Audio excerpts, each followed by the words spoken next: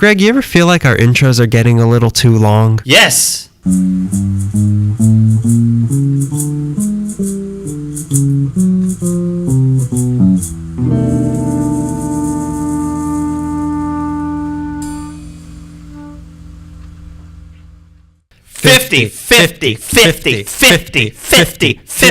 50. Hi, everybody. I thought you were going to go at a slower pace of 50. I looked in your eyes and there was fire, and I was like, go aggressive and mean.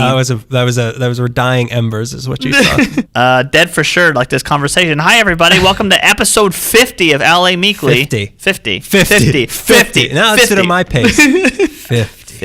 50. Tell me how you 50.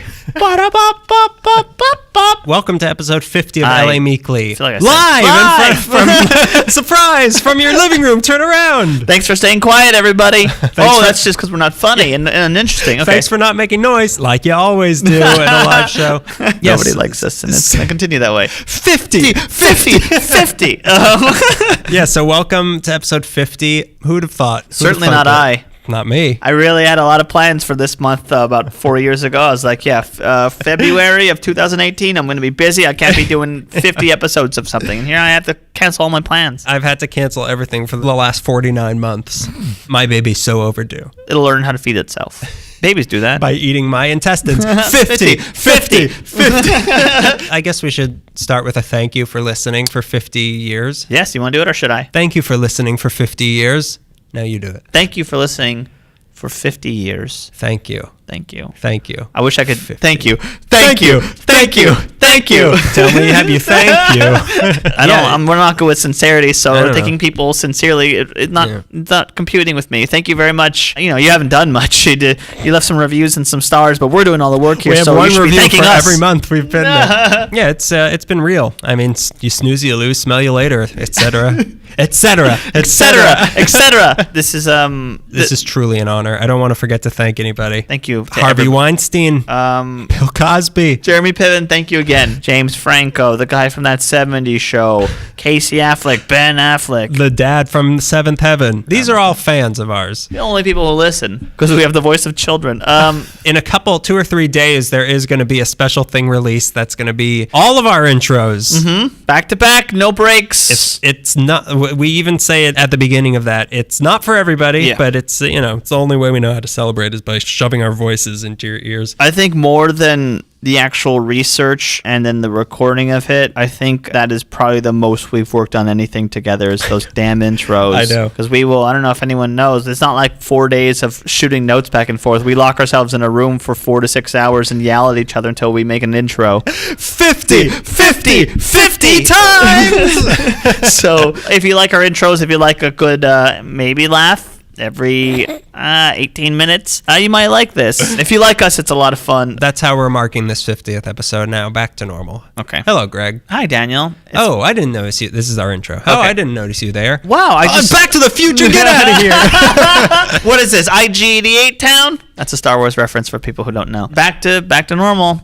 That's how we do it. What is it? It's February 1st. It's February 1st of 2018. First month went well. I hope we're doing If you were just born, welcome. If this is what your parents are making you listen to so you become educated, we're sorry. You're going to sound like a baby your whole life. If your parents put a pair of giant Bose headphones over the womb while you were in there, then you know us, and you should know that when we say the word celery, that means you attack your parents and give us their wallets. Celery!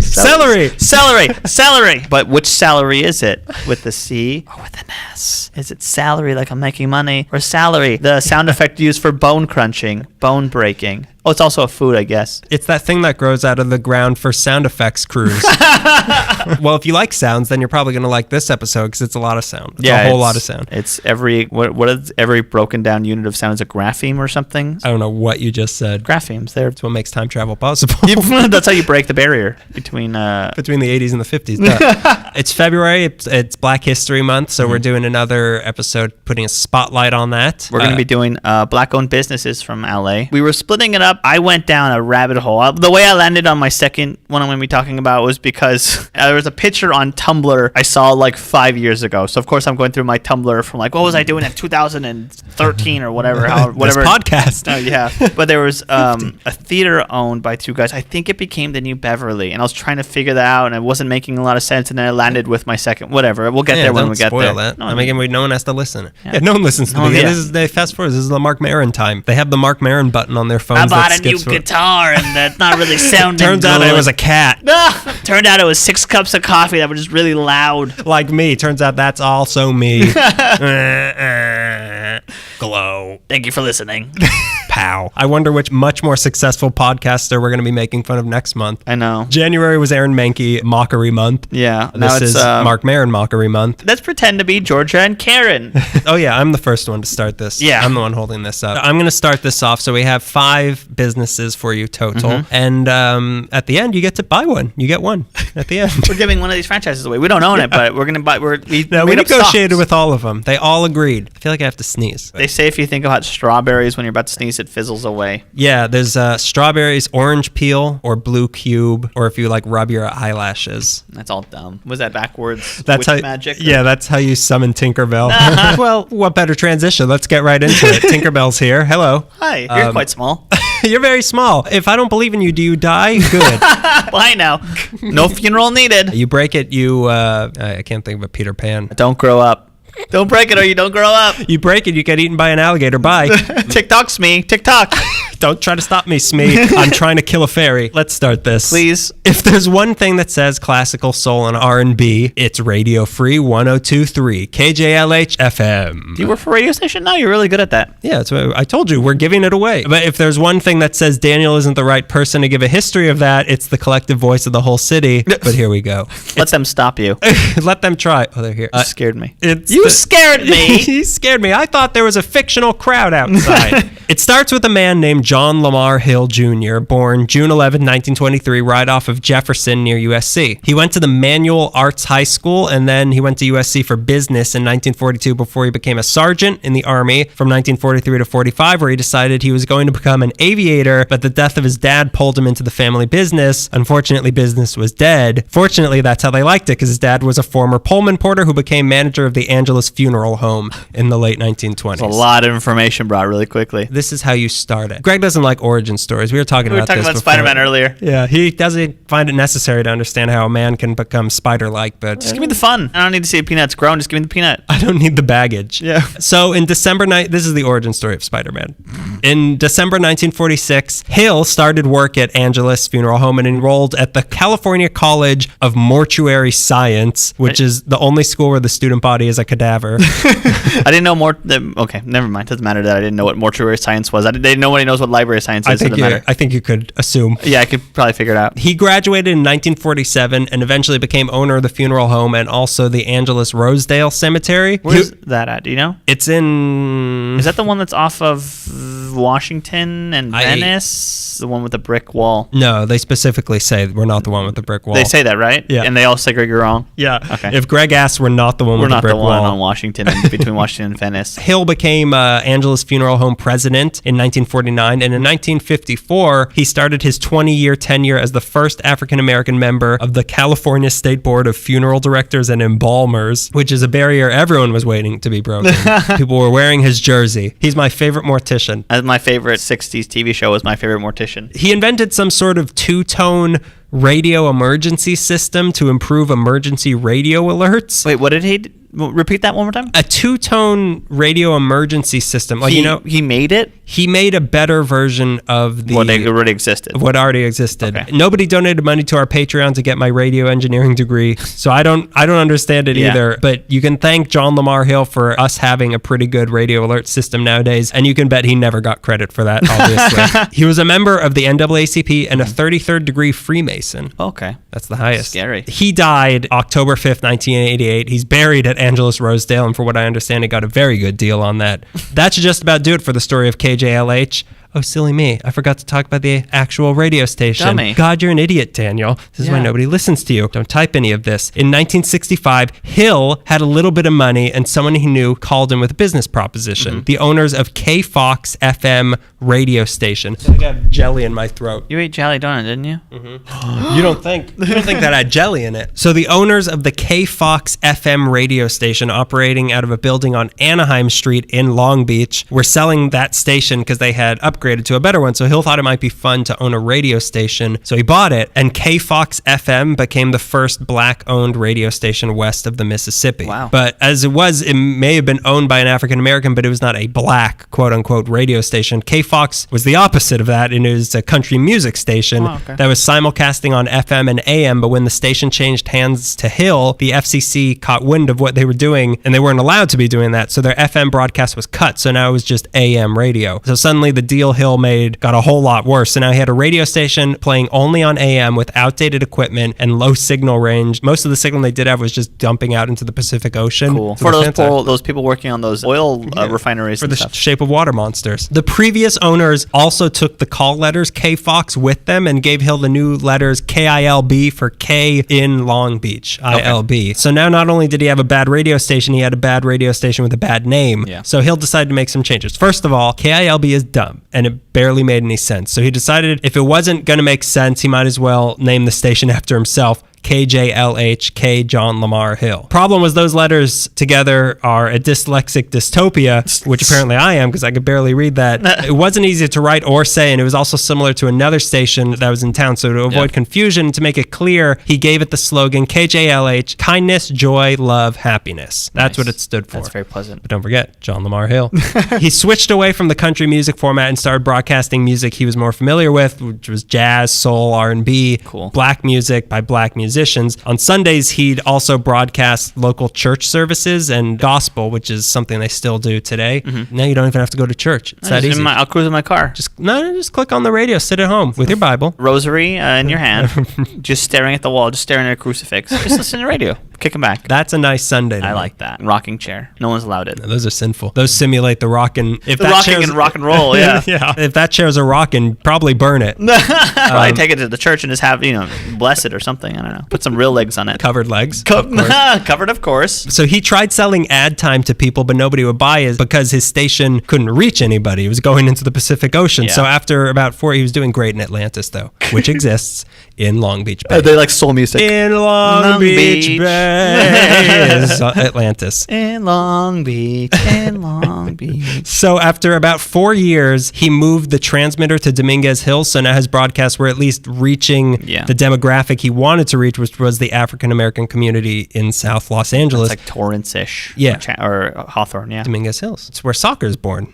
Home Depot Center. It's where I go to pick up my Home Depot orders. And they tell me, this isn't what you think it is. No. But that's the only place I can go where I can find help. Try to go regular Home Depot. You won't get anybody. Oh, boy. Here I go. Greg really took them apart this time. Boy, do they deserve it. This episode brought to you by nobody who works in Home Depot. Does anyone? I think that place is run by forklifts. That place is run by the honor system. And everybody just got turned into sawdust, and that's why it smells like that. It's a front for a Lowell's. I think they were bumped off by Osh.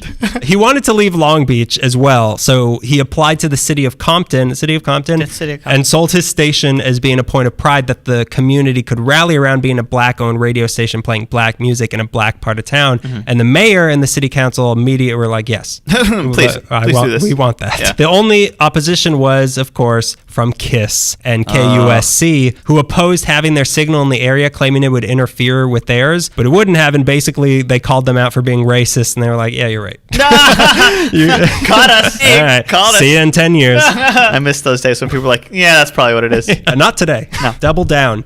I'll show you how not racist I am. I'm not racist. So he set up shop at 3847 South Crenshaw, right near his Angeles funeral home. This is so cool. They had a big window. It was like a classic. I love those. I know. Oh. You know who does that still? Because KCSN records from the village at Topanga, and you can just walk by and they're recording? You look in, and they're in. I love that. Yeah, that's really cool. Have you seen Do the Right Thing? No. Because and they throw a window through the chair. Or whatever. They throw a window through the chair. They throw a chair it was through the hard window. to do, but they did it. They carried it for 3 blocks and they threw it through a chair. It's like same thing. Yeah. Which is so cool. And it's also, it wasn't nationally broadcast. It was the exact same thing. It was exactly the thing from Do the Right Thing. Like you could point at someone and be like, hey, I know you. Yeah, that's pretty cool. I know you. You killed my wife. And it was a Hitchcock movie. Hill didn't know anything about radio programming, so he just hired DJs who played music he liked. Oh, cool. And he trusted their taste to program what they wanted because he knew that way, at least they would have one loyal listener, which was himself. Yeah. He wasn't stern or mean or anything from what I can tell, but he ran a tight ship and all of his staff had to follow his rules no matter how stupid they were.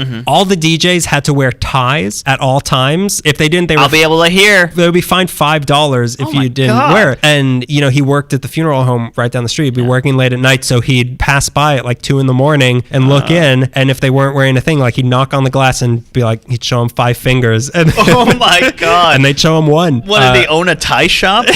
Brought to you by Ties.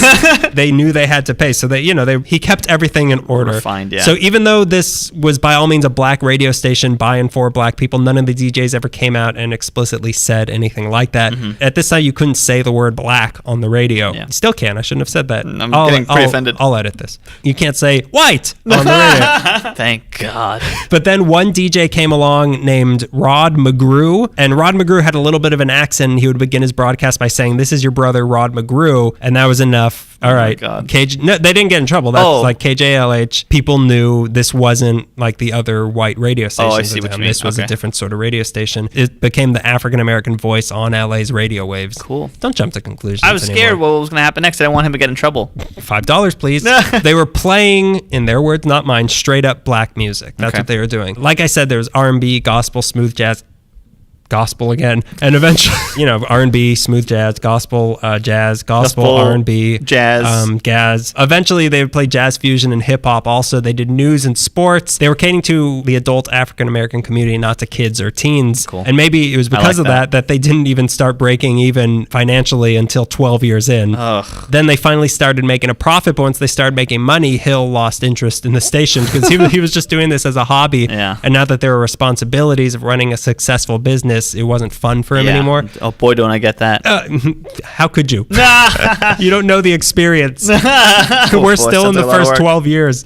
12 years. 12 years. So in 1979, he shopped the station around to buyers, and a lot of non-black buyers were interested, but Hill wanted to keep the station within the community, so he finally sold it to the only buyer he knew he could rely on, Stevie Wonder.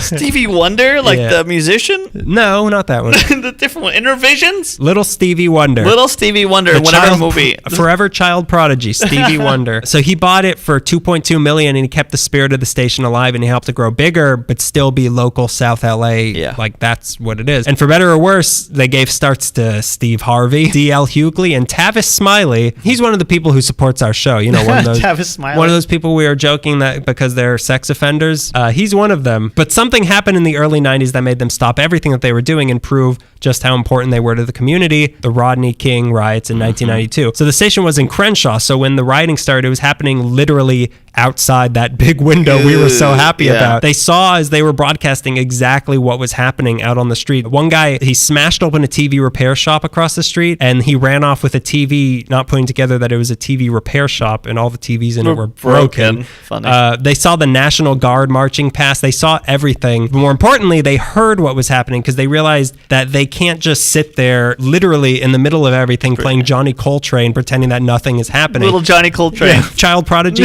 Johnny Coltrane. And they had communications. Well, they decided they're going to stop the regular broadcast. They're dumping all the commercials. And for 3 days, they became just a talk radio station discussing what was happening in the community. And they started taking calls from the locals because nobody had electricity or nobody knew what was going on. So they wanted to find out like what grocery stores are open, what gas station isn't blown up, which schools are going to be open. And it was like parents trying to find their kids. And also you could just call in and they let people vent about what was happening. So they call in and they just say what they were feeling. Some people were angry. Some people, they talked out of crimes that they were about to commit. And some people just call and cry. Like it was a therapeutic thing for the community. And they had people like Jesse Jackson and Ice-T and Barry White come on to take calls and try to find nonviolent solutions to the community's frustrations. The other mainstream stations, like the news and everything, they were just showing the looting and the beatings. But KJLH was listening to the voices of the people that were both trying to hide from all this or stop it, but also taking part in it. So they got like a real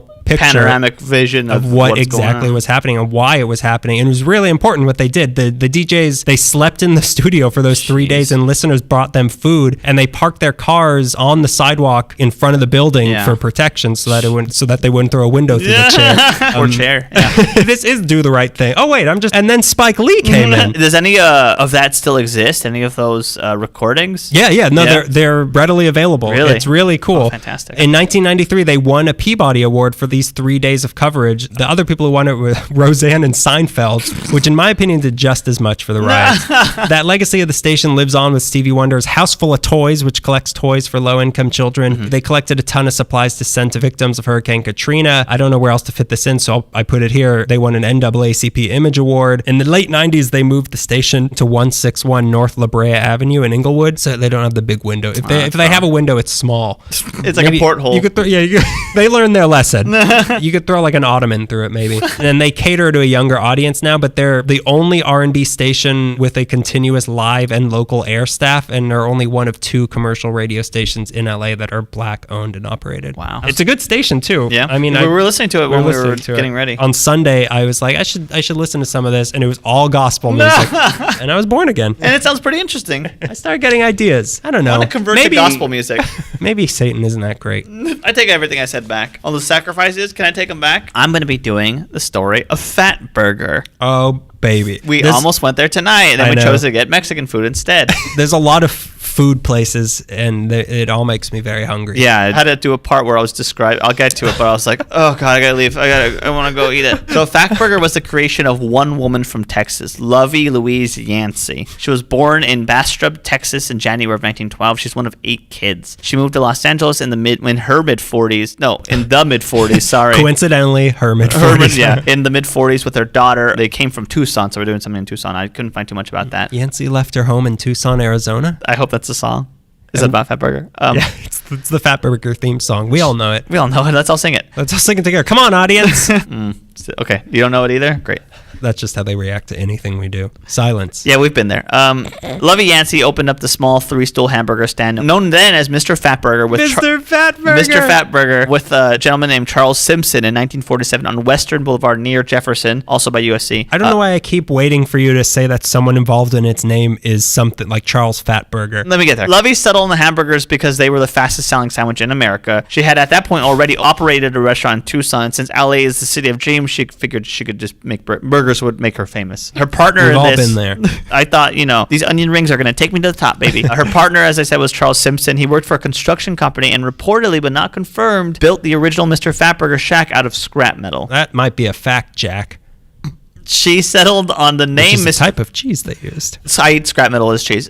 She settled on the name Mr. Fatburger because she wanted to convey that this burger was substantial and it could be a meal in itself. To slyly hint that it might be made of human. Just a nod and a wink. I honestly prefer Mr. Fatburger as the title just because it sounds like an aristocrat with a heavy mustache, like a guy who had a lot of weight during the Depression, so it's like a sign of wealth. Like, oh, Mr. Fatburger. Mr. Fatburger, your chariot's here. I also read in a really awful Forbes article. Cherry. I also read in an he eats a lot. I also read in an awful Forbes article that she named it Fatburger because that was her boyfriend's nickname at the time. Oh, don't know if that's true or not. The article was really what part of the body is the burger? The same run that Jelly Roll Morton is part of. The Jelly Roll's connected to the Fatburger. The Fatburger is connected to the Mr. Big. Who do you think you are? Tell me. Presenting Mr. and Mrs. Fatburger, Esquire. It's hard to tell if it was an instant hit or not, but it certainly made money. Enough money over the next 5 years, she was able to open up 5 other locations in the area. In 1952, where'd you say the first one was again? It was on Western near Jefferson. What area? That's like Exposition Park. Yeah. It's near USC, yeah. 1952, Lovey decided that the Mr. needed to go. And if you're wondering if I mean Charles Simpson or the Mr. in the title, then you're both right. Please, Mr. Fatburger is my father. Call me Fatburger. Simpson and Yancey parted ways, but I also read that he took control of the other 5 locations while she managed the original stand. That's not really parting ways, but okay. The business continued gaining popularity and growing, and in 1970, 1973, she decided to build a new Fatburger spot on La Cienega in Beverly Hills. And I imagine it's the one that still stands in that plaza across from the Beverly Center. And Lovey wasn't in a castle sending drones out to cook burgers. She was a regular fixture there. She was a tireless worker. She could work these insane 17 to 18-hour shifts at the stand behind the counter 7 days a week. And as the popularity of the burgers grew, there were requests that it stay open later and later and later. Her explanation for this behavior is that she just wanted to make sure that everything was done properly, which is something I'm sure you can understand. I don't get what you're saying. I think maybe this podcast should stop being called Mr. L.A. Meekley. It should just be called Fat Meekley, because you're fat. And you can't work it off. And because she had spots in South Central and Beverly Hills, her celebrity clientele was vast. I keep reading these two, and it makes me laugh. The red carpet's made of ketchup.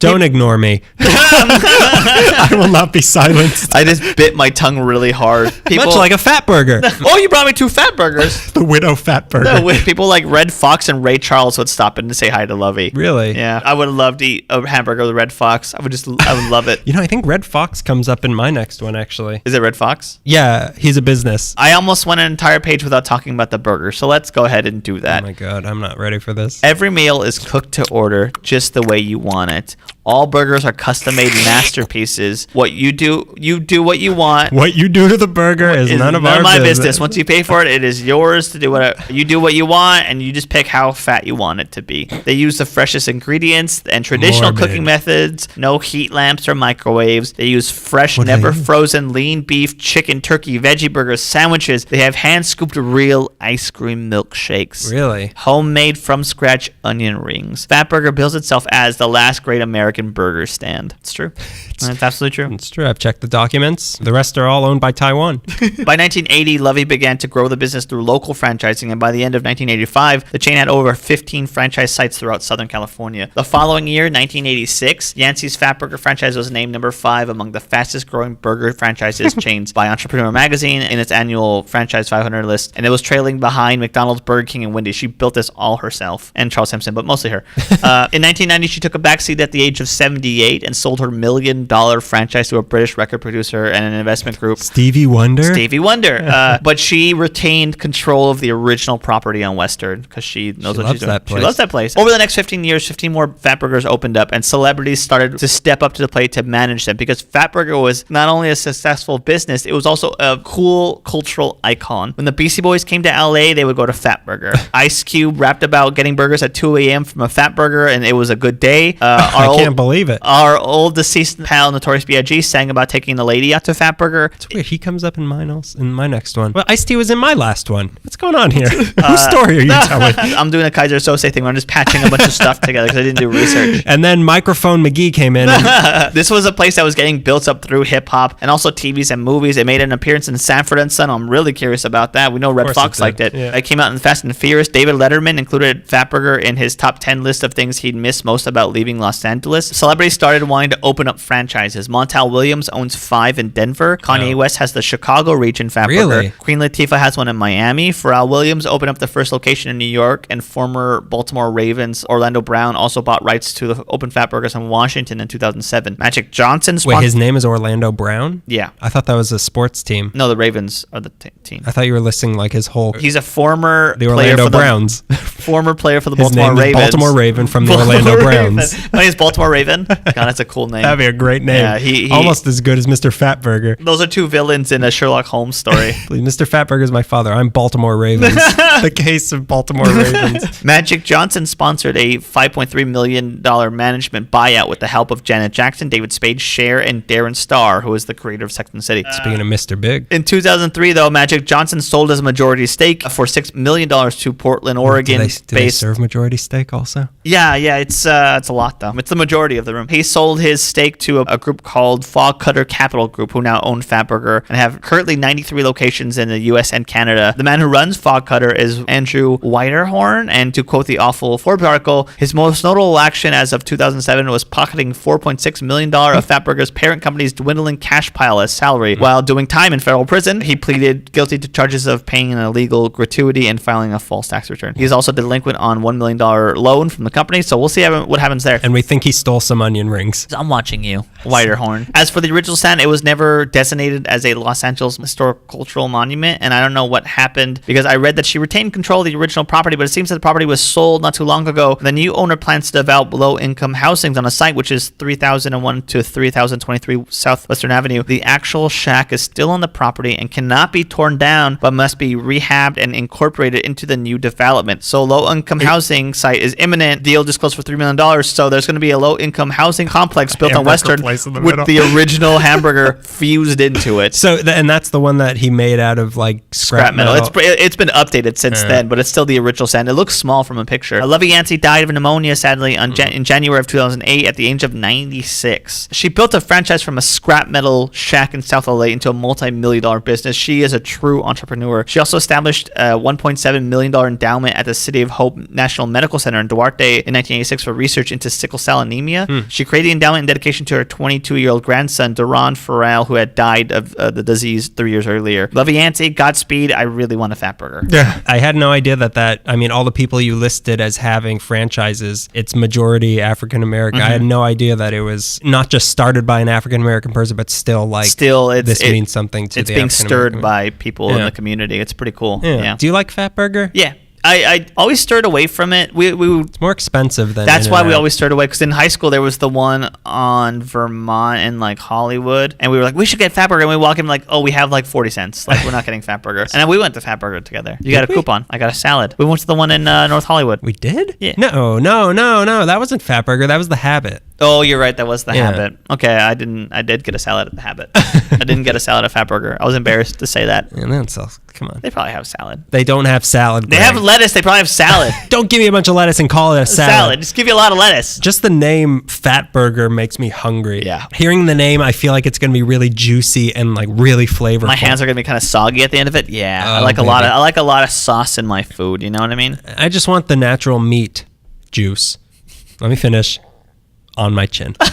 I've only been to a Fatburger like twice, maybe. Yeah, they're popular for having no commercials. You know what I mean? Like they're not. I've never seen because I've seen like Carl's Jr. commercials probably my entire life. I've never seen one, and I've probably been to like Carl's Jr. like 4 times. Are they sexual? I've never seen one. Are they overly sexual and they charge too much for a burger? And you're like, why am I here? This is fast food. Why am I paying $8 for a burger? I thought this was sex. I thought I was coming here for sex. I thought I was buying really messy sex with a burger. And it's everything we like. It's like diner-esque. It's got Fatburger. Mr. Fatburger, please. It's got jukebox. It's got hand scoop milkshakes. Well, I think their thing is that they charge you more, but you like instead of like you want a hamburger, that's this much. You want a hamburger with this and this on it, that's this much. Here it's like it's all this much. You could get as little or as much as you want put on top of it. That's what I understand Fatburger to be. That's what it's fat with, is everything in it. Yeah, it's fat with ego is what it is. It's fat with the hubris of you trying to put hot dogs on it. Fine. What do you want in it? Yes.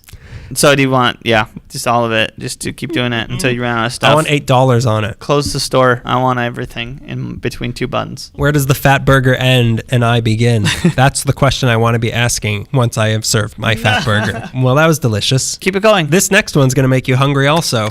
If there's one thing I like more than eating fried chicken, it's eating waffles. And if there's one thing I like more than eating both of those together, it's giving a concise oral history of them. Oh, yeah. Fried chicken, where did it come from? What came first, the fried chicken or the fried egg? Did the fried chicken cross the road to, I don't know, get back out of the fryer? All of this is classic L.A. Meekley fumbling for just a start. You could just start, but we just fumble the ball. But what you know is that there's something there. Why'd the fried chicken cross the road to get to the other fry? Mine was better. So it started in the Middle Ages with chicken fricassee, which was a fried chicken in a sauce. My God. I didn't know I was going to be taken this far back. The only way to go forward is to only go back. You really love origin stories. The chicken, would you believe it? It got bit by a fried spider. I couldn't believe it. And then Fryer Man came. I want to drown and blame it on you so you go to jail for this. I don't want you to get away with doing this. The courts are on my side. Do I need to explain why?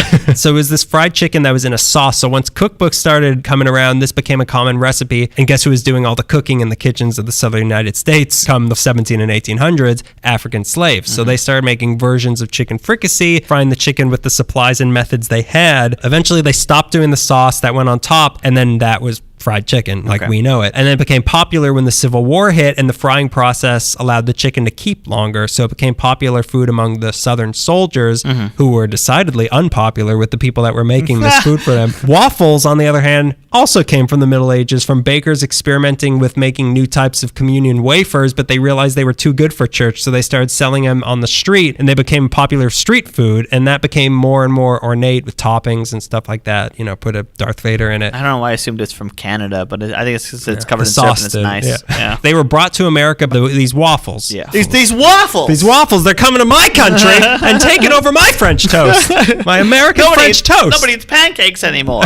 They were brought to America by the Pilgrims, and then when Dutch immigrants started coming over, they became popular on the East Coast. The first known instance of chicken and waffles came in the 1600s when the Pennsylvania Dutch started putting boiled pulled chicken on top of their precious waffles and covering it in creamy gravy, which sounds about as gross as everything else I expected that they were eating back then. But the chicken and waffles as we know it came in 1938 at the Wells Supper Club in Harlem. So this place was a popular hangout for all the jazz musicians coming out of the clubs late at night. Again, Nat King Cole.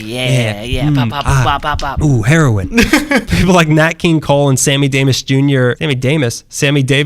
were coming, but they were coming to a weird time. So it was too late for dinner, but too early for breakfast. So they started making something that was right in between. Put a fried chicken on a waffle. Beautiful. You got it. It sounds like it started as a joke, and people are like, no, I want it again. I want this every night. Every night. Because that's what we do in this time. We find something we like, and we eat it every day. Now they had fried chicken on a waffle. All problems solved for all jazz musicians forever. But that's all the East Coast and the far East Coast, Europe. Who cares, because LA is the place that finally did chicken and waffles right, and by that I mean the same thing but more popular. In 1975, a Harlem native named Herb Hudson left his job. He left his job as a foreman at General Motors in Detroit, and he came to Los Angeles to follow his dream that everybody comes here with, opening up a chicken and waffles place in Hollywood. And he did just that at 1514 North Gower Street. Was that the first one? Yeah. So even though this guy's still alive, there's almost nothing out there about him or the early history of the restaurant. We know that the place is named after a guy he came to LA with, whose first name was Roscoe, but I have no idea what the guy's last name is and who he was to Hudson, and everyone claims not to remember, even though this guy has to still be alive also. Yeah. It's named after the guy that he came with. Yeah, this guy who was important enough to name a restaurant after, and he can't even remember his first name or his last name. I know we already insinuated Fatburger's made of people. You might want to... Can we do like a serial-like show where we like try to solve a mystery it's gonna be figure like, out who Roscoe is? Yeah, it's like finding Russell Simmons or no, whichever one it is. Another proud supporter of LA Nathan. We also don't know why Hudson apparently had strong connections to a lot of Motown singers, but we do know that he exploited that to drum up publicity for his new restaurant, and it worked perfectly. He got people like Natalie Cole to come eat there. My mom met her. Really? Why? She signed her up for something. For a record contract? Yeah, record. My mom is a Motown record producer. Betty Gordy. That's my mom. The other person that they had coming in a lot, Red Fox. He's back. He's hungry and he doesn't like to cook. Clearly. Clearly doesn't like to cook at home. Got a lot of money to throw around. So Hudson got celebrities to mention it to the press in interviews, and that got people interested, and that made it a hot spot. And the thing that's significant about Roscoe's is that it was by all means a black business, but it became a destination for everybody. It wasn't Harlem in the 30s where probably 99% of the people that came in were African American. This was the center of Hollywood in the 70s. Yeah. So Roscoe's became a hit across the board. It was open at a time when there was a revolution for African Americans embracing their African American culture and their food. So it became a special place among the African American community, but the celebrity backing gave it a push that broke it through to the white community as well, which is why they're credited with being the commercial creators of the dish, even though it's kind of offensive to think it's only commercial because white people like it. But like I said, it was and is a meaningful place to the African American community. It's mentioned in the song Going Back to Cali by Notorious B.I.G. It's mentioned in Jackie Brown, made by a white guy. They've given money to local black sports teams and events. They've had breakfast with high school football teams from rival schools that had ties to rival gangs, and they brought them in to come eat there together. Really? Yeah. Politicians have paid their respect to Roscoe's either sincerely or just to have a press conference there to try to get the black vote. Nixon and Reagan ate there, but it wasn't until Obama came in 2011 that they renamed the special he got after him. That's pretty nice. It's 3 wings and a waffle, potato salad, and fries. They didn't want to name something after Richard Nixon? That's weird. Could I get the Nixon? I steal it, and then I deny it.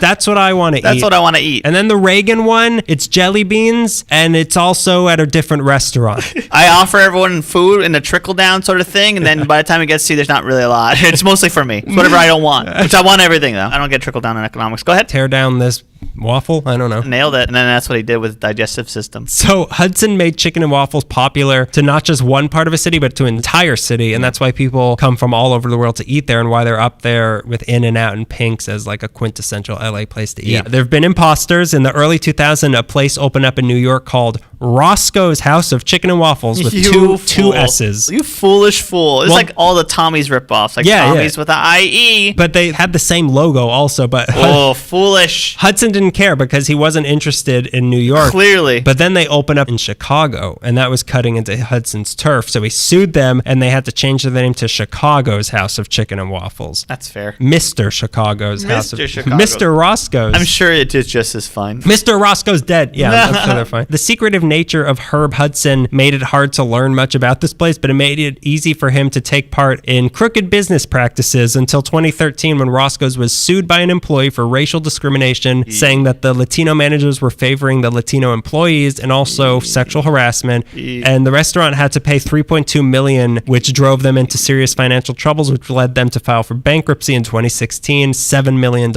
in debt. The same year, Hudson was forced out of the company because the judge didn't believe he could run the company in accordance to the law. It turned out they were breaking immigration laws. They also weren't paying taxes. They were missing a lot of accounting records, and Hudson had been transferring Roscoe's money into his other businesses. On the plus side, there's 7 locations you can eat at, and your money won't be going into the mystery bank accounts of a man I don't know anything about.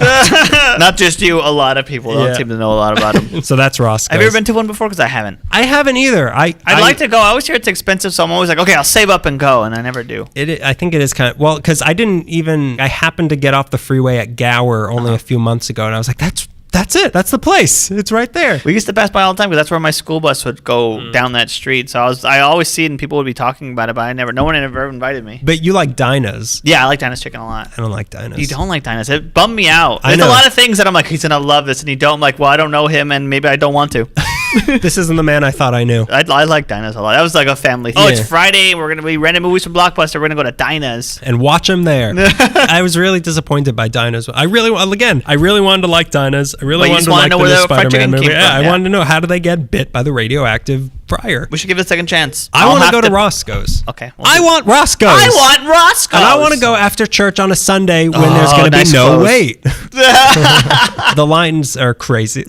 Just from driving by that one time, it was that just kind of builds the frenzy in my head of how good it is. If I see a line, I'm like, oh, it's got to be good. I gotta wait in that line too. I hate waiting at restaurants outside. Places like the pantry go fast. Pantry does go fast, but then on the flip side of that, I'm so nervous while I'm eating. Like someone wants this table, and they want to get me out of here. The people they're outside the window, they're looking in, watching you like, you don't want dessert. I want lunch. Why are you leaning back? Keep eating. I want to sit down. We're only in town for another 45 minutes. They're calling waiters over to give us the check. Oh, you can't see me. I'm mouthing the words, he's ready and pointing. He's ready. And now I'm pointing. The guy's pointing also. To be honest, I've only had the combination of fried chicken and waffles maybe 5 times in my whole life. But it's it's really like at a certain point in the morning, like I'll wake up and I'll want something really sweet because I have diabetes. And then, but then after like an hour, I'll be like, I want like savory food now. Yeah. But then I can't not order sweet things at a place. So this combination, this combination of you're going to have fried chicken and you're going to have a waffle you can put syrup on. It's wonderful. Yeah, that's the one meal in my head that it makes me wish I could still drink milk because it sounds really good. I don't know why. You're going to drink milk with your chicken and waffles? Yeah, cold milk. Oh, God. With ice in it. I didn't realize Greg was white now. Mayonnaise around the rim. He's a white boy in a white world. His name is Greg Gonzalez. So this next one I'm going to talk about. Like I said before, I was trying to figure out the name of this movie theater. I don't know if it was the New Beverly before it became the New Beverly. I don't think so, but I was looking and I fell down this rabbit hole, and then I discovered this next company that I'm going to talk about. And I had walked into an exhibit of theirs at UCLA when I was there with my girlfriend when we were walking around, and they had a whole I was like, oh, I should write this down so I could do an episode later, and I completely forgot until it was brought up, and I'm like, I have all these pictures still. I'm going to be talking about the Lincoln Motion Picture Company. Don't get mad at me, but the story starts in Omaha, Nebraska. In 1916, Boy, sorry. White Greg really wants to bring it back to Omaha. Oh, Nebraska. It's so nice. So we have 2 brothers, the Johnsons, George and Noble, who hail from Colorado Springs. Noble. One of their classmates in the school... Noble Johnson. That's a good name. That's an honest name of an honest man. Noble George name. Johnson. They came from Colorado Springs. They were cowboys. They worked on a ranch when they grew up, I believe. One of Noble's classmates in his schooling years of his life, you might know him. He had 1,000 faces, and his name was Lon Chaney. Really? Yeah. In Nebraska? No, Colorado Springs. It was Lon Chaney who helped Noble navigate his way into the film film industry. Cheney's exact capacity, I'm not quite sure of, but it was with this help that Johnson was able to get work in the early years of films. And his light complexion allowed him to play several different race roles. He played Native Americans, Arabians, Italians, Mexicans, American cowboys exposed to too much sun, which is a thing I read in the paper. I'm not trying to be...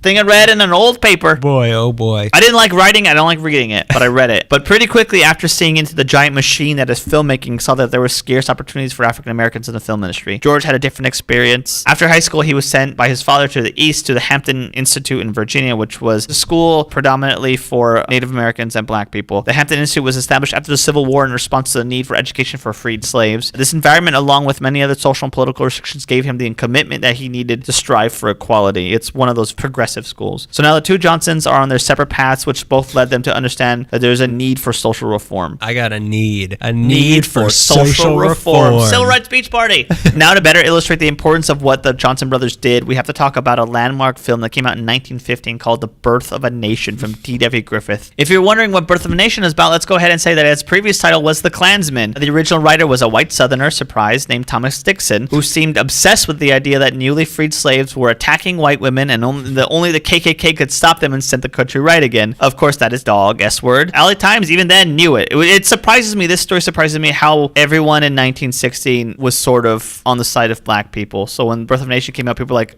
you know, this is like not cool, right? LA Times wrote this whole thing about how that's backwards thinking, and that's just the kind of wrong thing that this country needs right now, and how that's a Southern thing.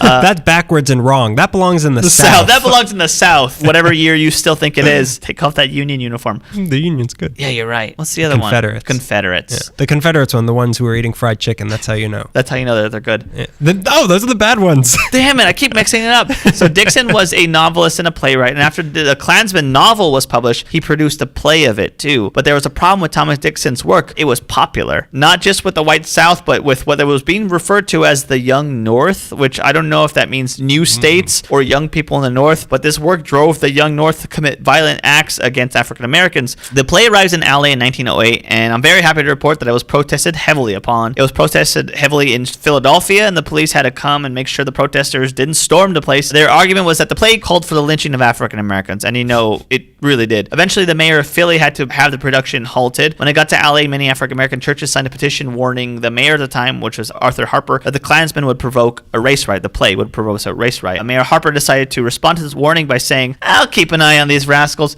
and allowed the show to go on. And it was such a spirited performance that near the end of the play's run, a white mob nearly lynched a black man who had been convicted of rape before the police had to stop the mob. So the mob mentality was definitely in the air. People were being influenced by this vicious propaganda. One of the people who influenced by this play was Kentucky-born director D.W. Griffith, son of an ex-Confederate colonel. He was so struck by this and the way I want to strike his...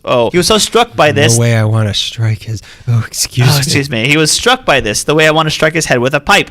He was so struck that he purchased the rights to the film and even worked with Dixon on adapting it for the big screen. But it was 1914, so the screen was nothing. Dixon and Griffith came to Los Angeles together in 1914 to film the adaptation because they heard that Southern California was a fine place with plenty of various terrains to film a picture. It's 1914. It's like the machine was still in the works. And thus, racist-ass Thomas Dixon and racist-ass D.W. Griffith began production on a movie that is still talked about 100 years later. As the book Bound for Freedom, Black Los Angeles and Jim Crow Era puts it, the birth of Hollywood aesthetic was thus linked with Dixon's white supremacy message. Luckily, there were plenty of people that knew that this was dog feces. Our old friend Charlotta Bass, who ran California Eagle, and a lot of other community leaders from the Los Angeles race papers, the LA Sunday Forum, the Ministers Alliance, and the local branch of the NAACP, which was only 6 years old at the time, they set out to try to prevent this movie from being made. It didn't work, but they managed to get Griffith to cut some of the more vicious scenes. They also succeeded in making allies with city officials over the matter of getting this movie stopped. So even though neither party could do a lot about this, there was no legal means for blocking it, they ended up grouping together, like for later things. They were like, they had built this alliance. So they failed, but we could try again somewhere They else. failed, but the bridges we made might help us later.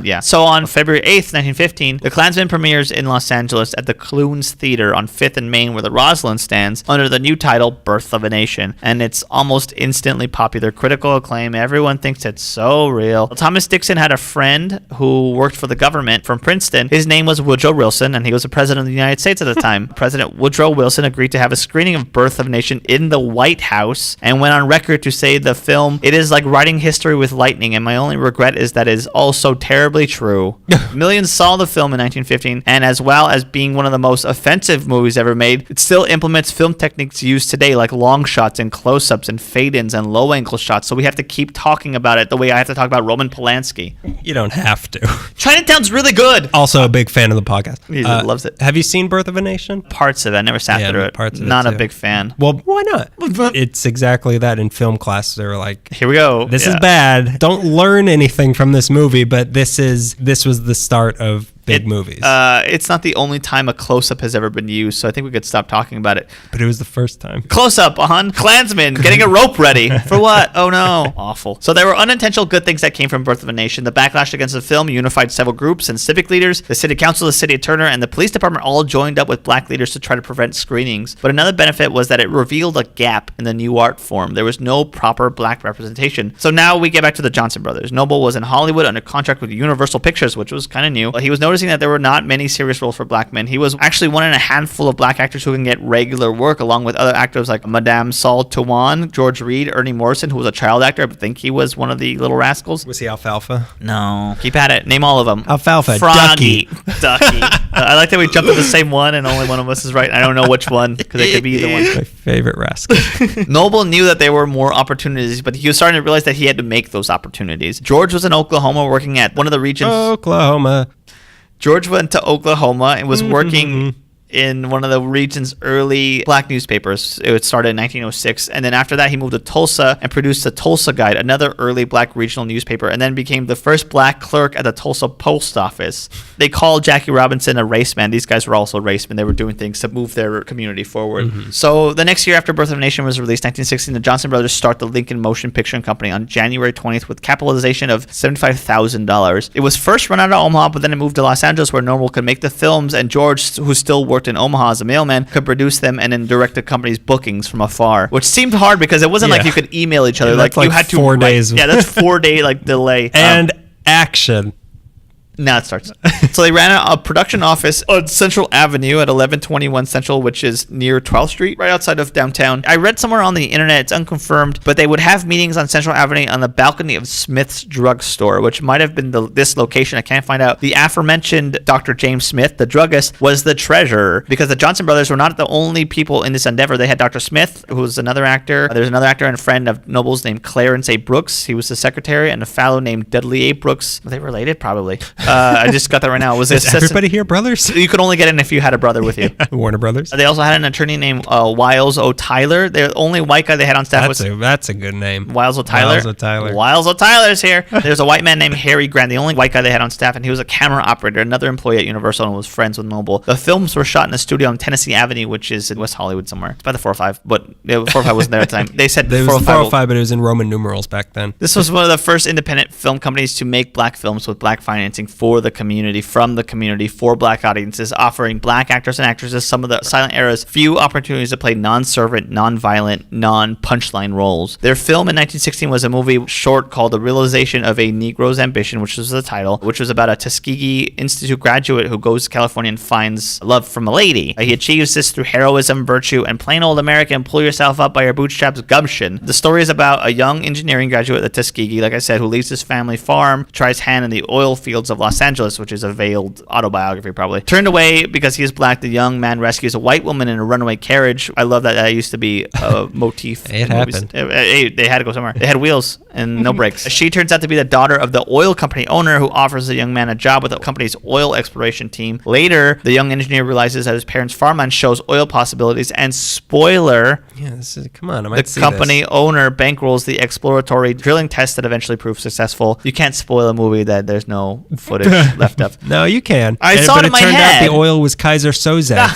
It's been reading gold this whole time. From some readings about the movie, it seemed like it was very well received and regarded at the time. It was well reviewed by the newspapers that covered it. It's hard to tell from the readings what happened next, because two books I have disagree on whether the film had a wide distribution throughout Black America, or according to the biography of Step and Fetch It, if the film suffered inadequate distribution and promotion and went unnoticed by black audiences. What truly matters was that it was made. All two reels of it. It was African Americans creating the opportunity opportunity. It was a short that wasn't there for them before. All the reels had to go to Birth of a Nation. It's weird because I was reading about that experience of black actors at the time, and a lot of them were like, well, you can say we don't have opportunities, but a lot of us were working on Birth of a Nation. They gave us work. So like, as much as it wasn't good roles, they gave us work, and they're like, well, we were trying to, but they couldn't pay a lot of people at Lincoln. Anyways, I read a lot of weird things where I'm like, that's awful. I don't like reading this. It's sad when you have to, the only way you can make money is to do something that goes So against degrading. everything you believe in. Yeah, it's so awful. The movie was not set for a wide release, but managed to book special venues at churches, schools, and segregated theaters. At this point, George took a medical leave from the post office and moved to Los Angeles, put all his energy and time into filmmaking. He took the reins as chief production, head writer, booking agent, publicist, distributor, all of this for Lincoln. He hired talented actors and actresses such as Albertine Pickens from the Lafayette Players, an all-black LA-based theater company. I found a photo of Miss Pickens with Jolly Roll Morton in 1917 outside of Get Away catalog. I thought they would Get Away. She only appears in one listing on IMDb, and that's 1917's The Law of Nature, which was a Lincoln picture. The second Lincoln production was a three-reeler titled The Trooper of Company K, which was released in 1918. It dealt with the 1960 massacre of black troops in the Army's 10th Cavalry during the U.S. campaign against Mexican bandits and revolutionaries. It was filmed in the San Gabriel Valley with a cast of over 300 extras. The Lincoln Company was able to get costumes and props from big Hollywood studios. I couldn't find out which ones, though. Next movie after that was called A Man's Duty, which was released in September of 1919. And this movie dealt with a black man's right to participate freely in America, but the movie proved to be a marginal operation. What? Marginal operation. What do you mean? Like, not a lot of... Yeah, I think they kind of started to tighten the what's the phrase? Tighten the Clash belt. of the Titans. Yeah, it's Clash of the Titans. Clash of the Titan, the belts. You're very good with words. Has anyone told you that before? I read it. You're like a Stevie Wonder, like a child prodigy of just putting words together that don't belong together. You're a child prodigy of breaking my heart. Eventually, the wind was knocked out of the sails when Universal discovered that Lincoln Pictures, which was being run partly by one of their contract actors, was stealing black customers for its own films. They gave Johnson the ultimatum, and between struggling, risking his livelihood for his beliefs, or sticking with the sure thing, he understandably chose the sure thing, walking away from Lincoln and onto roles at Universal that would offer him, which included King Kong, The Mummy, The Most Dangerous Game, he plays Ivan, and 1930s Moby Dick as Queequeg. At this point, who'd be playing the Mummy? I don't know. Was he the Mummy? He might have been the Mummy. It wasn't really Boris Karloff. Boris Karloff couldn't be bothered that day. Prove it. Unwrap him. Dr. James D. Smith was elevated to the president of Lincoln MPC, and George continued to take the bulk of the operations. At this point, they release By Birth of Right in 1921. It's about an African-American middle-class success. Familiar. It's about a light-skinned man, black man, who passes for a white man. The movie also has an appearance by Booker T. Washington, which is pretty cool. It premiered to a full house accompanied by John T. Spike's jazz band at the Trinity Auditorium, the first home of the LA Philharmonic on Grand and 9th Street. George devised promotional schemes to woo moviegoers. He organized spirited street parades and hired beautiful young women to sell tickets at social centers, churches throughout town, but the limited income levels in the black communities prevented him from filling theaters. He rented the films to exhibitors for $15 to $20 a day, but had a hard time making consistent profits. He finally appealed to the banks, but they turned him down, seeing no advantage in investing in black films. They were surviving on a shoestring budget at this point, supported by two of the actors, Beulah Hall and Jimmy Smith, who might be Dr. James Smith, I don't know. There was also depression in the economy after the First World War. Is that the one with the Nazis? Let me double check. That was a big block to overcome. But according to many readings, which is 3, they all seem to agree that what truly did the company in was the Spanish influenza, which was sweeping through the country and killing more people than the war and closing down many black movie houses. By 1923, the Lincoln Motion Picture Company had to call it quits, which is a shame. In the end, they had created 5 productions, and in that, they created opportunities to represent their community with pride, with roles that had pride and heroism and drama built into the characters. Sadly, none of those movies exist today in their entirety. They were improperly stored and eventually disintegrated in warehouses. Sad fate. What came next for the Johnson brothers? Well, as I mentioned, They also disintegrated. They also disintegrated with their film because it was a picture of Dorian Gray. A picture, like a motion picture of Dorian Gray. I could do it too. You're very good with words. I think you're good with words. Words. Hang Let on. me put my hat on. My hat goes on my head, and I'm going to wear it on my head. Noble started getting better roles in Universal, really great movies. George, now going by George Perry, began a lifelong mission to preserve as much history of the Lincoln Motion Picture Company as he could, gathering a collection of thousands of items that relate to the story of the race film, black storytellers, and of the evolving and changing face of black life in this country. This includes clippings, photographs, scripts, correspondence, contracts, extensive notes, and his own oral history. When he passed in 1977, the year Star Wars came out, George Johnson ensured the survival of the Now that's a movie. Exactly. And then he disintegrated. And like Obi-Wan Kenobi, he only left his clothes, his slacks, and his a really nice director's shirt. chair. Yeah, A folded up director's chair. So when he died, he left this entire collection to UCLA Special Collection, where it remains, where I saw the exhibit. His brother Noble passed through the following year in Yucaipa, which is in San Bernardino. Their legacy, of course, continues through their efforts through the decades. Two people I thought of pretty quickly when I thought about these two were Charles Burnett, who made LA movies like Killer Sheep, and Marvin Van Peebles, who is credited for creating blaxploitation movies in LA. His big one is Sweetback's Badass Song, which precedes Shaft by a few months. A legacy of black independent filmmakers creating works on their own in the same town that billion-dollar Hollywood empire movies are pooped out, and begins with the Johnson brothers and all those who worked for Lincoln MPC. I read something, or I keep hearing that like 95% of the movies made before like 1950 are all lost. According to Hugo, they were turned into like high heels or something, but they're just not there. Yeah, I took one of those classes on like trying to archive film and all that nitrate stuff, and yeah, it's like, well, there's not much you could do for it. They can just continue to transfer it over and over, but like you can only do that for like the big film. So like, and if you like look at it wrong, it'll explode. Exactly. Yeah, if you like tilt it too much, it'll just turn into a different movie. Wizard of Oz used to be different. So this just in: local black business Famous Amos slyly solves cookie conundrum. That's right. This next story is about a little cookie monster named Wallace Amos.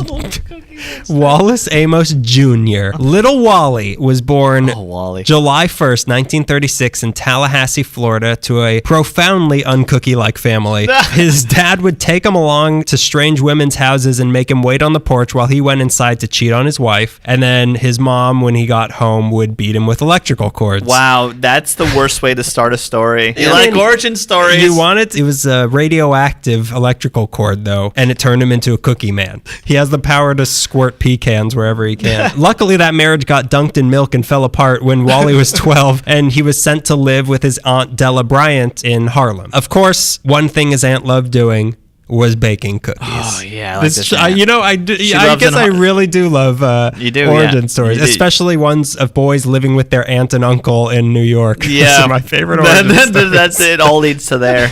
Are your parents your real parents?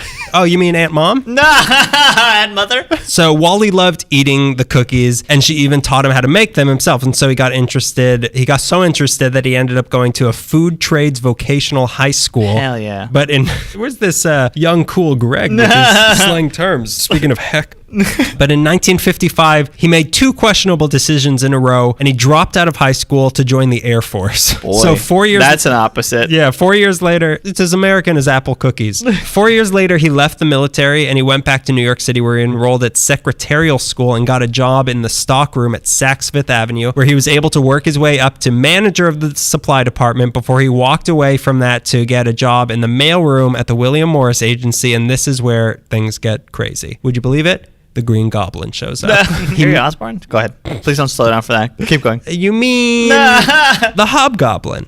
He managed to make enough connections inside the company that in 1962, Famous Amos became the first African-American talent agent in William Morris history. And this is a huge deal, but he downplayed it, saying, I was in the right place at the right time and I was the right color. As a talent agent, this is so weird. Famous Amos, he was the agent for, in the early 60s, in these people's prime, Dionne Warwick. Oh my God, Dionne Warwick? Patti LaBelle, Sam Cooke. He was Oh my God. He was Marvin Gaye's first agent, and he's credited with discovering the Supremes and Simon and Garfunkel. Famous Amos. Famous Amos. That is spectacular. Famous Wally Amos. That is spectacular. It's almost unbelievable. Yeah. What's your sources on this? Wikipedia. Some guy. I wrote it on Wikipedia. I crumbled a bunch of cookies, and this is what they spelled out. In a teacup. This is true. He was so good that he was promoted to the head of William Morris's rock and roll department, but that's where he hit the ceiling there. He wanted to head the entire music department. Unfortunately, he was black, and the company could not allow that. But Wally... I brought you Sam Cooke. I brought you the Supremes, I brought the greatest you the sound girl of band the 60s. But Wally, like you saw before, he wasn't interested in being a black icon or anything like that. What would you call it with... what was Jackie Robinson? Race man? A race man, yeah. Yeah. He wasn't like that. He wasn't trying to change the system. He just wanted to make a living in it wherever it would allow him to do so. Unfortunately, that wasn't going to happen anymore at William Morris. So in 1967, he left them and moved to LA to set up his own talent management company. His office was at the A&M Records, formerly Charlie Chaplin Studios, now Jim Henson Studios. Also, pretty much in their prime, he was working right next door to people like Herb Alpert and Quincy Jones. Oh my God. He managed to get clients like Abby Lincoln, Oscar Brown Jr., and comedian Franklin Ajay, who was in The Burbs, but as you can guess by not recognizing any of those names, business was not good. Yeah. They're the Supremes. Yeah, they're the West Coast Supremes. Oh, he didn't manage Herb Alpert. He was just in an office. I got all names mixed up. Yeah. Well, you discovered Quincy Jones, you just said. Irrefutably. He had just uprooted his family and moved them across the country. He left a high-profile job managing some of the most important names of the 60s to strike out on his own, and he was failing. Yeah. And he was stressed out, and he was in crisis. So one night after work, he was doing his grocery shopping at the Rock and Roll Ralph's on Sunset, and just on impulse, he went down the baking aisle, and he saw a package of Nestle semi-sweet morsels. They were radioactive, though. And on the back, they had a recipe for chocolate chip cookies, and it brought him back to his days cooking with his aunt, the good days. That's when he was happy. You're explaining so many Twilight Zone episodes to me right now. And then he looked outside. Turns out the mayor's a cookie. I thought I was in Rock and Roll Ralph's outside. It's Harlem, and it's nice. I'm watching myself make cookies. And wait a minute, that's Nat King Cole.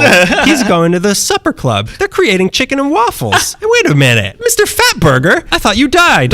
So he got the morsels and the rest of this baking stuff he needed, and he went home and he started baking a hybrid recipe of what was on the bag and what he remembered that his aunt taught him. So he refined and perfected the recipe, and he took to baking cookies just to relax and to take his mind off his failing talent agency. Oh boy. So they were chocolatey, they were crunchy, they were the size of a silver dollar. But what is he going to do with all these cookies? He started bringing them into work to give them out to everybody. He gave them to all the people he worked with. He would staple a bag to all his business plans. His cookies became his calling card as an agent, but he realized that people were happy to see his cookies than they were to see his clients. So maybe it's time to leave talent agenting behind and follow this new road that was open to him, professional cookie man. So he wanted to open up a shop to sell his cookies, so he borrowed $25,000 from some of his rich friends like Marvin Gaye and Helen Reddy, who wrote I Am Woman, Hear Me Roar, and her husband, who was the United Artists Records president, Artie Mogul, fitting name. So with this money, on March 10th, 1975, at 7181 Sunset Boulevard, where Bossa Nova now is, he opened up the Famous Amos Chocolate Chip Cookie Company, and as it said on the building, the original home of the Famous Amos Chocolate Chip Cookie. Wow. When did you think Famous Amos was from? Not 70s. I thought it was much older. Exactly. Like Melissa kept, I told her like repeatedly, this is from the 70s. She's like, no.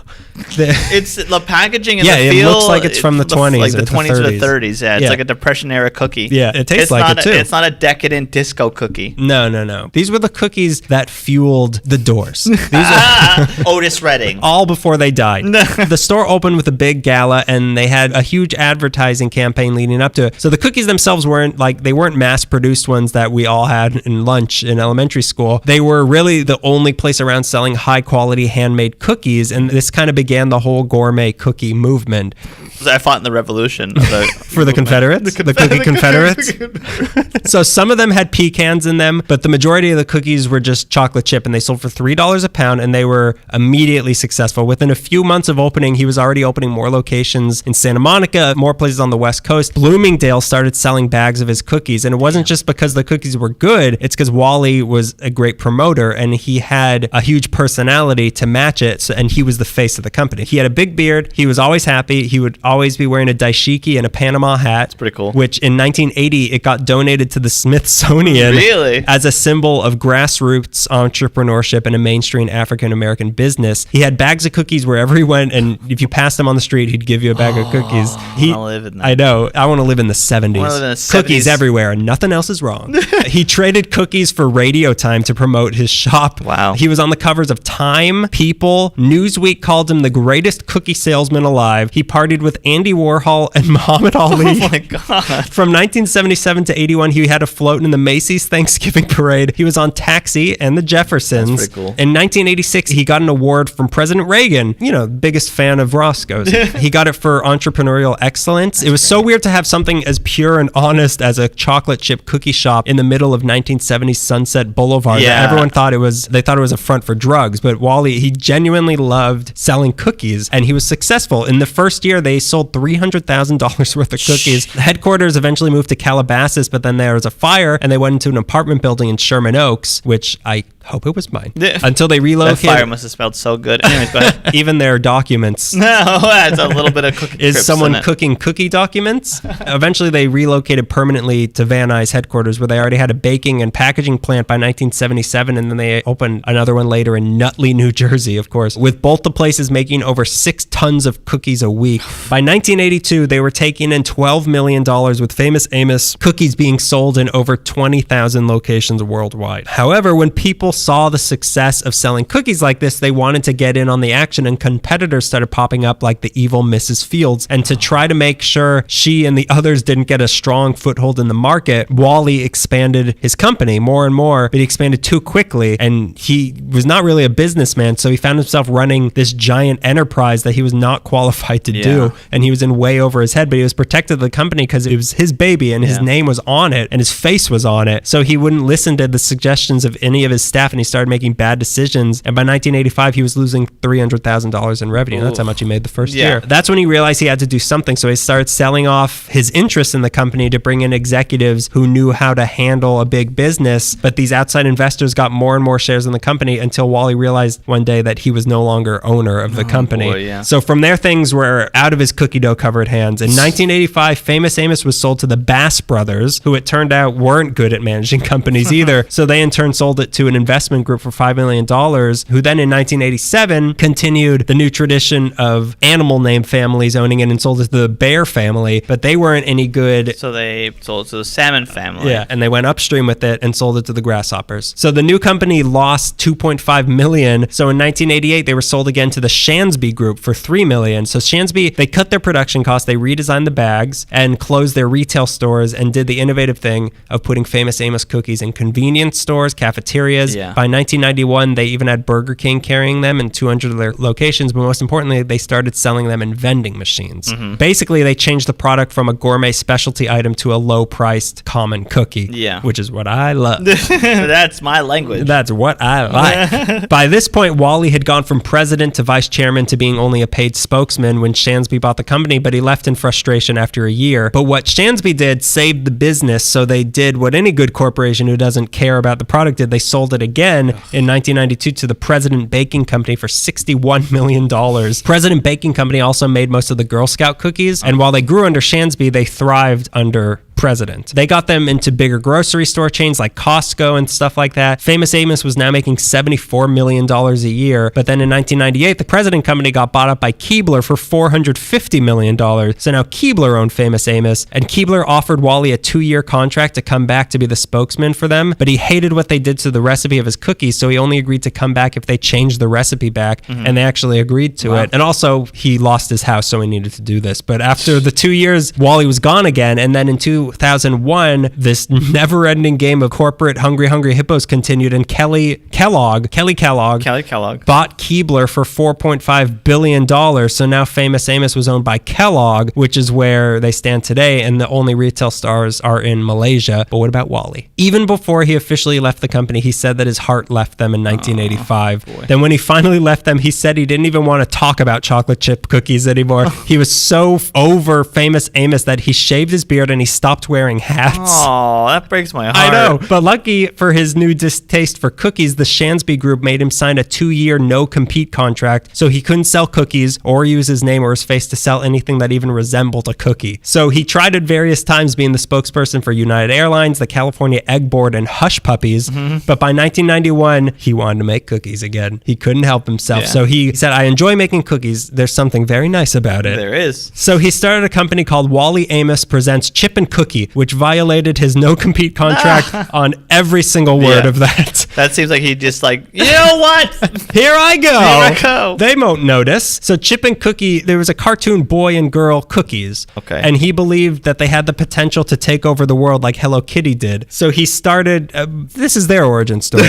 So he started selling shirts of them in the JCPenney's in Hawaii, which is where he'd been living there since 1977, and when Star Wars came out. You know, when that guy disintegrated. And of course, he got got sued immediately, but never went to give up. Wally tried again in 1992 they said you can't use your name or anything so his new company is called Uncle No-Name's Cookies. That's spelled Uncle No Name. That's funny. No-Name. Funny guy. That's a funny guy. Each bag of his cookies had a recipe for lemonade on it, for what you do when life hands you lemons, but his manufacturer was terrible, and some cookies were too big, some were too small, some of the bags didn't have cookies in them at all. Oh my God. Which is a poem I'm working on.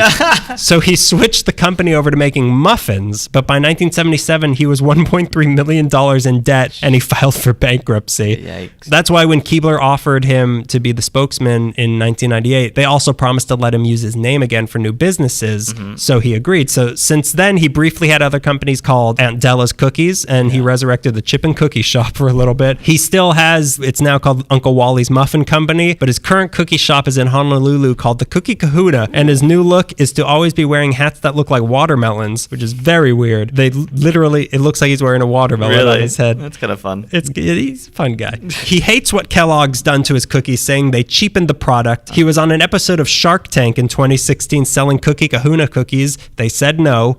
He was also on an episode of The Office as himself. Really? Yeah, more important than his cookies, if you can believe it, is his charity work. He was big on making sure children knew how to read. He was spokesperson for the Literacy Volunteers of America from 1979 to 2002. He was on the boards for the National Center for Family Literacy, Read to Me International, and Communities in Schools. He started the Read It Loud Foundation to encourage parents to read to their kids for 10 minutes a day. He had a show on PBS called Learn to Read. 1% of all his No-Name profits went to cities and schools, which was a dropout prevention program. In 1987, he won the Horatio Alger Award. And in 1991, he got a literacy award from President Bush I, who told him, your greatest contribution to your country is not your signature straw hat in the Smithsonian, but the people you have inspired to read. Today, he's still pushing Chip and Cookie characters with his Chip and Cookie Read Aloud Foundation. Never heard of them. I'm wearing a shirt right now. That's what this is. That's a tattoo on my wrist. Chip on one hand, cookie on the other. That's what it says on my knuckles. In his cookie shop in Hawaii, he has a reading room where you can go read and eat your cookies. And he's also there every Saturday reading to kids. He said, I want to be known as a guy who cared about people, a guy who loved people and loved life. Some kids he wasn't around on Saturdays to read to, however, were his own kids. By most accounts, he was not a great dad or husband because he was so engrossed in his businesses. So he has 4 kids spread out over 4 marriages. His first wife, Shirley Ellis, who was a singer, she had schizoaffective disorder, and she eventually killed herself in 2003. They had been divorced a long time, but she left a note in lipstick on her mirror saying, they killed Sean, I love Wallace. Sean being the son that they had together. No one knows what it means. He's not dead. Even though it wasn't Wally's fault that his kid's mom killed herself, his son was resentful that he wasn't there more for him. He called his dad a bearded, amped up Willy Wonka in blackface pushing cookies to a town full of 70s hedonists. Wow, that's harsh. Rough. Yeah, oof. But despite his troubles and his failures in business and personally, he's always been optimistic and he has never stopped. He loves selling cookies and he believes that the concept of retirement was created by insurance companies to sell you more products. He says, inactivity will kill you. It's a direct path to the grave. Do something you love and it will extend your life, keep you going. If that sounds like something a motivational speaker would say, that's because it is, because he started doing motivational speaking when he lost ownership of his company. He's written 10 books with names like The Famous Amos Story, The Man Who Launched 1,000 Chips. But let's not forget that this was an African-American man running a business during some especially racist times in our country, but he refused to let that stop him. He said, when I started selling cookies in 1975, I knew there would be some people who would not eat my cookies because I was black, and I thought, that's their loss. Nothing is an obstacle unless you say it is. All the water in the world can't hurt you unless it gets inside. Wow, he's an interesting guy. He's still alive. I want to talk to him. Let's go to Honolulu. We're going to Honolulu. Pack your flip flops. The only thing you need in Honolulu because it's a nudist place. We're gonna need a flip flop and a snorkel. We're going to Honolulu. Oh, sirs, you must be going to Honolulu. Oh yeah. Oh, you here for cookies? No, he doesn't sell cookies anymore. We're here for the Muffin Man. Do you know the Muffin Man? Oh, Wally Amos. You're right. Where that doesn't seem like, even the story you told now doesn't seem like it thrived in 77 Los Angeles. Like, it seems like such a weird idea that in the middle of all the stuff that it's remembered for, a man was walking around selling cookies, an African-American man selling cookies, and it was popular. Yeah. Well, as I was doing the research on this, it just, the more I looked into it, it was like, what am I reading? Yeah. He's managing the Supremes? What is happening? And it also shows how scary it is when you do something you love and it becomes popular, and then suddenly, I know, like the business aspect. And you had a page of just like like companies buying stuff from each other. I know. That's terrifying I machinery. know that it gets out. You create something and it gets out of your hand. But this is the second person in my stories who were like, I did something. Now it's really popular. I'm not having fun anymore. Yeah, exactly. That sounds almost a little bit like the Fatburger story too. Of like once it hit a peak where there's so many locations to manage, it's like, well, I'm working myself dead. Yeah. Talented people who didn't sign up for this. That's if this podcast ever gets popular, I'm quitting right away. First fan we get, I'm quitting. Oh, so you think we're talented people? Nah. I see what you're saying. Oh, you're complimenting us. I'm trying to compliment you. All black businesses. All black businesses. Something all to be LA. proud of. Something, except maybe Roscoe's, but stuff Who to knows? celebrate. Yeah. Who knows? Maybe you should. I don't know what the story of Roscoe's is. You know, we're also a business. We might not be big. Sure, we might not be popular. Sure, we might not be of quality. Sure, you might not be listening anymore. Sure, this might not be something you want to hear, even if you were listening. Sure. All of the above. But we're trying to grow to Fatburger proportions. I want to be a Fatburger. I want to be a Famous Amos where I have all the stuff I love taken away from me. What I'm saying is I want to move to Hawaii and put on a hat that looks like a fruit. Papaya. I'm the papaya man. No copyright infringement. So if you want to help us move to Hawaii and get our various fruit hats, leave us a review on iTunes. We really appreciate it. Leave us a review or a 5-star. Stars. Yeah, if you have an iPhone, open your podcast app. It's right there. Look for us. It's easy. We are on Patreon now, which is a lot of fun. You can check us out on there. We'll probably have a video promoting that coming out pretty soon if you don't know anything about Patreon. Yeah, you can donate money. $1, $5 gets you some stuff. 10 gets you some stuff. 15. Or you could be a one-time thing. It could be a monthly thing. It could be any amount of money you want. And we're putting a lot of love into it. It's so much love. All the love that I'm capable of giving, which is like like a postcard. Yeah, just like 3 postcards worth. 3 postcards a month. Follow us on Twitter at LA Meekly. We're on Instagram, LA_Meekly. We post every day. Like us on Facebook or whatever. Our main site is LAmeekly.tumblr.com. That's 15 months and we finally got it. I know. We have all the pictures on there of all the corresponding with episodes. We have an episode archive if you're new to this episode, new to this podcast. Our email, la.meekly@gmail.com. You could send us comments, suggestions, coupons to Fatburger, or if you or someone you know works at an interesting or historic place in LA, we do field trips. We'll come out and interview you. We have a couple field trips coming out next month, which I'm pretty excited about. Yeah, these are fun ones. Yeah, they're all fun ones. They're all fun ones. That's the best part, is going on location. I think sitting here talking to you is like the worst part of doing anything. I think let's just cut here. I think I could find a good edit point. The only thing you release is me saying that. Happy 50th. The worst part of my day is sitting with you here. Is there anything else? Oh yeah, we also got nominated for an Oscar. We wrote The Shape of Water. I mean, our draft was a lot different than what came out, but we still wrote it, so we have our name deep in that. Stick for after the credits. They ask Creature of the Black Lagoon to join the Avengers. Anyways. Yeah, and that's the origin story of Swamp Thing. Again, this is our 50th episode. Thank you for sticking around, or thank you for this. This is your first one. Thank you for giving us a joining try. Around. Yeah, thanks for coming in at 50, right when we're hot. Hey, 50's the new 1. Yeah, it's been real. It's the worst time of Greg's life, but I had fun. You know, I like sitting here talking to you, and I've never said anything to disagree with that. Greg's voice get gravelly when he's lying. No, this is honest me, as I sound like an old drifter who rode too many freight trains. I'm just. So thanks again. Thanks for listening. We'll see you next month in March. March. That's when we can sell everything. So that's been yet another episode of LA Meekly. It all started in 2013. Yeah. We got bit by a radioactive talkie bug.